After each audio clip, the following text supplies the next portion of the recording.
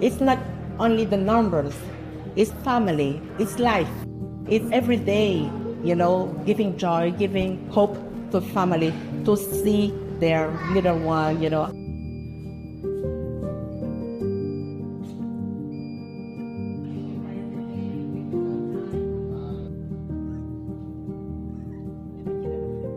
We are the only hospital functional. All the patients come from everywhere and we have to take care of them.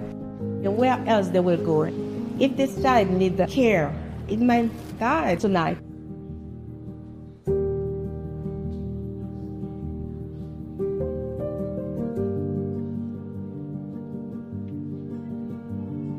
We need the materials, we need the capacity, we need a professional, we need to face this increase of patients.